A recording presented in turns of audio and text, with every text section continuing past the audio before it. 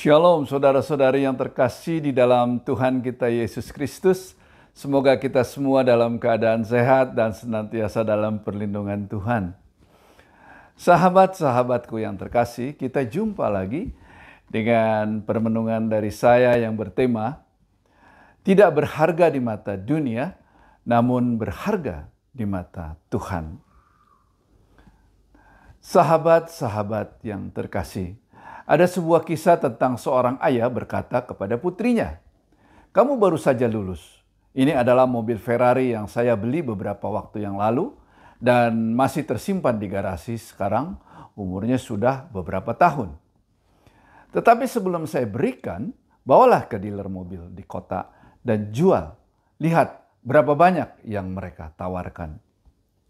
Gadis itu kembali ke ayahnya dan berkata, "Mereka menawarkan 1.000 euro. Karena terlihat sangat tua, ayah." Sang ayah berkata, "Pegang dan bawa ke dealer mobil bekas." Gadis itu kembali ke ayahnya dan berkata, "Showroom mobil tersebut menawarkan 100 euro karena itu adalah mobil yang sangat tua dan banyak investasi diperlukan untuk mengendarainya lagi, ayah." Sang ayah meminta putrinya untuk bergabung dengan klub mobil yang penuh gairah dengan para ahli dan menunjukkan mobil itu kepada mereka. Gadis itu mengendarai mobil ke klub mobil yang penuh gairah, dan sesudah itu ia berbalik dan berkata kepada ayahnya dengan gembira, "Beberapa orang di klub menawari saya 100.000 euro karena itu adalah mobil langka yang dalam kondisi baik dengan kemampuan hebat dan sangat sulit ditemukan, ayah." Kemudian sang ayah berkata, "Saya ingin memberitahu kamu bahwa kamu tidak berharga apa-apa jika kamu tidak berada di tempat yang tepat. Jika kamu tidak dihargai, jangan marah. Itu berarti kamu berada di tempat yang salah. Janganlah tinggal di tempat di mana tidak ada yang melihat dan menilaimu." Sahabat-sahabatku yang terkasih, kisah di atas mencerminkan bagaimana kita pun serupa dengan mobil Ferrari usang yang tidak akan berharga jika berada di tempat yang tidak tepat dan tidak sesuai dengan iman kita. Juga bertentangan dengan misi, visi Allah yang kita emban saat ini. Kita akan ditolak, bahkan tidak dihargai, bahkan diremehkan oleh kelompok yang tidak sejalan dengan tujuan dan harapan kita. Namun akan berbeda ketika kita berada di kelompok yang punya misi yang sama, yaitu menjalankan visi misi Allah secara bersama-sama. Sahabat-sahabat yang terkasih, berikutnya ada beberapa ayat yang bisa kita jadikan pegangan dalam pergaulan hidup kita di masa kini.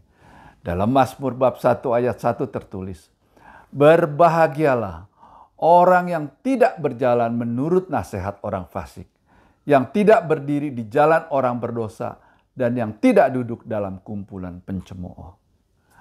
Pada kitab Mazmur bab 103 ayat 17-18 tercatat bahwa Allah berkata, "Tetapi kasih setia Tuhan dari selama-lamanya sampai selama-lamanya atas orang-orang yang takut akan Dia, dan keadilannya bagi anak cucu, bagi orang-orang yang berpegang pada perjanjiannya dan yang ingat untuk melakukan titahnya." Sahabat-sahabatku, janganlah sampai karena keinginan hanya ingin memuaskan jasmani semata, dan sesaat kita terjebak masuk dalam komunitas yang membuat iman kita kepada Kristus tidak bertumbuh seperti yang dikehendaki Allah Bapa kita di surga. Mari sahabat-sahabatku, kita senantiasa hidup dalam naungan komunitas yang punya misi dan visi Allah, yaitu dengan bersekutu dengan Allah lewat firman-Nya dan menyampaikan kabar keselamatan dari Allah yang telah diajarkan oleh Tuhan kita, Yesus Kristus.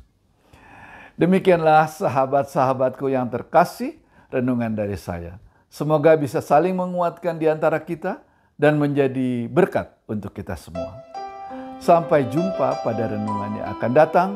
Damai sejahtera melingkupi kita semua, dan Tuhan memberkati kita semua. Amin.